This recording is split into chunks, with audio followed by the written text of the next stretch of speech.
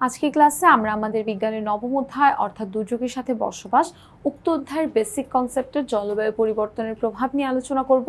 আমাদের জলবায়ু পরিবর্তনের প্রভাবের বাংলাদেশের প্রেক্ষাপট নিয়ে আলোচনা করব। সো আমাদের প্রথমে ঋতুর পরিবর্তন নিয়ে আলোচনা করব। দেখো আমাদের এই যে জলবায়ু যে পরিবর্তন হচ্ছে এতে কিন্তু আমাদের দেশে ঋতু পরিবর্তন হয়ে যাচ্ছে, অর্থাৎ আশ্বিন মাসেও ভারী বৃষ্টিপাত হচ্ছে। আমরা জানি বৃষ্টিপাতের জন্য যেই মানে ঋতুটা, সেই ঋতুকে আমরা বলে থাকি রেইনি সিজন বা বর্ষাকাল। এবং রেইনি সিজনটা আমার কি ছিল বলতো, বৈশাখ জ্যৈষ্ঠ আষাঢ় শ্রাবণ, তাই না? আষাঢ় এবং শ্রাবণ মাস আমাদের বেসিক্যালি এই রেইনি সিজনের জন্য আসলে ডিফাইন করা। বাট আশ্বিন মাসেও হলো গিয়ে ভারী বৃষ্টিপাত হচ্ছে, যেটা আসলে আমাদের ঋতুর পরিবর্তন দেখতে পাচ্ছি। আমাদের শীতকালটা কিন্তু ধীরে ধীরে সংকুচিত হয়ে যাচ্ছে, মানে শীতের পরিমাণটা শীতকাল দেখবে আসলেই হলো চলে যাচ্ছে এরকম। আবার গ্রীষ্মকালে অনেক বেশি গরম পড়ছে। তুমি কিছুদিন আগের কথা যদি চিন্তা করো, আমাদের দেশ কিন্তু নাতিশীতোষ্ণ দেশ ছিল, মানে না শীত না গরম এরকম দেশ ছিল। বাট এখন বর্তমানে গরমের পরিমাণ কিন্তু অনেক বেশি। তো গ্রীষ্মকালে অনেক বেশি পরিমাণে গরম পড়ছে, এমনকি তাপমাত্রা কখনো কখনো 45 থেকে 48 ডিগ্রি সেলসিয়াস পর্যন্ত উঠে যাচ্ছে। তারপরে আমাদের শীতকালে তাপমাত্রা অনেক বেশি কমে যাচ্ছে, শীতকালেও অনেক বেশি পরিমাণে ঠান্ডা লাগা স্টার্ট হয়ে যায় না? তাহলে এইভাবে করে কিন্তু আমাদের ঋতুটাও পরিবর্তিত হয়ে যাচ্ছে। আমাদের দেশে বন্যা হচ্ছে।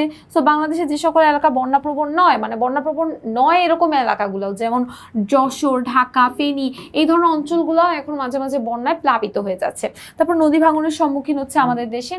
নদী ভাঙন বলতে কি বোঝায়? যে আমাদের দেশের যে জমি, সেই জমিটা নদীগর্ভে হারিয়ে যাওয়া বোঝায়, তাই না? সো বিগত 3 দশকে, মানে 3 দশক বলতে আসলে বোঝাচ্ছে যে গত 30 বছরে প্রায় প্রায় হলো গিয়ে 1,80,000 হেক্টর জমি শুধুমাত্র পদ্মা, যমুনা এবং মেঘনা, এই 3টা নদীগর্ভেই প্রায় 1,80,000 হেক্টর জমি বিলীন হয়ে যায় জাস্ট 30 বছরে। তারপরে দেখো আমাদের দেশে খরা হচ্ছে। সো খরা কেন হয়? অত্যন্ত পরিমাণে গরম পড়লে, বৃষ্টিপাত না হলে আসলে খরা হয়, তাই না? তাহলে বৃষ্টি যখন হয় তখন অনেক বৃষ্টি হচ্ছে, গরম যখন পড়তেছে অনেক গরম হচ্ছে, শীত যখন আসতেছে অনেক ঠান্ডা হচ্ছে। তাহলে এই ধরনের প্রবলেমের কারণে বেসিক্যালি আমাদের এই দুর্যোগগুলো সংঘটিত হচ্ছে। তো খরার মধ্যে দেখো কোনো কোনো অঞ্চলে বৃষ্টিপাত একেবারেই কমে গিয়ে খরা সৃষ্টি করতেছে। সো এই যে জলবায়ুজনিত সৃষ্টি এই খরা, এতে করে আমাদের এই ফসল উৎপাদনটা মারাত্মকভাবে ব্যাহত হতে পারে। মানে আমাদের হলো গিয়ে ধরো, মানে একটা সময় এরকম হতে পারে যে ধরো মানে আমাদের যেইটুকু পরিমাণে খাবার দরকার, ওই খাবারটা আমরা হলো গিয়ে যতটুকু আমদানি করি ওইটা তো ওকে, বাট যতটুকু এখন আমদানি করি তার থেকে অনেক বিপুল পরিমাণ আমদানি করতে হতে পারে। কারণ আমাদের ফসল উৎপাদন যদি খুব বেশি পরিমাণে ব্যাহত হয় মারাত্মকভাবে, তাহলে তো আসলে আমাদের চাহিদা পূরণ করতে পারবে না। তারপর আমাদের পানির লবণাক্ততা বৃদ্ধি পাচ্ছে। পানির লবণাক্ততা কিভাবে বৃদ্ধি পায়? সমুদ্রের পানির কাছাকাছি চলে গেলে, তাই না? তাহলে জলবায়ুজনিত পরিবর্তনের কারণে সমুদ্রের পানির উচ্চতা বেড়ে গেলে, তাহলে সমুদ্রের পানির উচ্চতা যদি সামহাও বেড়ে যায়, তাহলে কি হবে? সেই পানিটা আমাদের ভূমির মধ্যে চলে আসবে না, আমাদের নদীর মধ্যে মিশে যাবে, আমাদের কৃষি জমিতে মিশে যাবে। তাহলে বাংলাদেশের প্রায় 1/3 ভূখণ্ড, মানে 3 ভাগের 1 ভাগ অংশই হলো পানির নিচে তলিয়ে যেতে পারে। সামুদ্রিক প্রবাল ঝুঁকির মধ্যে আছে, যেমন সাধারণত 22 থেকে 28 ডিগ্রি সেলসিয়াস তাপমাত্রায় প্রবালের জীবনযাপনের জন্য অত্যন্ত উপযোগী। এই তাপমাত্রা যদি 1 থেকে 2 ভাগ বেড়ে যায়, তাহলে সেটা প্রবালের জন্য মারাত্মক হুমকি হিসেবে কাজ করে। আর 1960 সালে সেন্ট মার্টিন দ্বীপের মধ্যে যে পরিমাণ প্রবাল ছিল, 2010 সালেও তার প্রায় 70% আসলে বিলীন হয়ে গিয়েছে।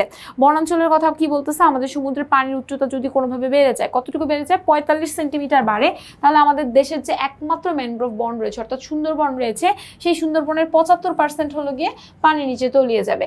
আর সেই সমুদ্রপৃষ্ঠের উচ্চতা যদি 1 মিটার বাড়ে, তাহলে পুরা সুন্দরবন সহ একদম ডুবে যাবে এবং তার যত জীববৈচিত্র্য রয়েছে সেগুলো কিন্তু ধ্বংস হয়ে যাবে।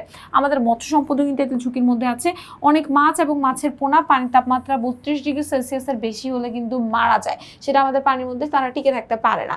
আমরা বিভিন্ন ধরনের স্বাস্থ্য ঝুঁকির মধ্যে পড়তেছি, যেমন যখন বন্যা হয় তখন বন্যার কারণে কিন্তু হলো গিয়ে আমাদের পানি দূষিত হয়ে যায় এবং পানি দূষণের কারণে আমাদের কলেরিয়া, ডায়রিয়া এই ধরনের রোগের প্রাদুর্ভাব অনেক বেশি বেড়ে যায়। আবার গত 3-4 বছর যাবৎ বর্ষার মৌসুমে কিন্তু বাংলাদেশ, বিশেষ করে সিরাজগঞ্জ জেলায় এই রোগের প্রাদুর্ভাবটা অনেক বেশি আসলে দেখা যাচ্ছে। জীববৈচিত্র্য নষ্ট হয়ে যাচ্ছে আমাদের জলবায়ুজনিত পরিবর্তনের কারণে। বাংলাদেশে কিন্তু জীববৈচিত্র্যটা একদমই ধ্বংস হয়ে যেতে পারে। সাইক্লোন সৃষ্টি হচ্ছে, যে এই ধরনের প্রাকৃতিক দুর্যোগটা আরও ঘন ঘন এবং অনেক বেশি ধ্বংসাত্মক আকারও কিন্তু ধারণ করতে পারে। আশা করি আজকে ক্লাসে সকলে বুঝতে পেরেছো। পরবর্তীতে আবারও একটি পর্বে সকলের সঙ্গে দেখা হয়ে যাবে। সবাইকে আল্লাহ হাফেজ।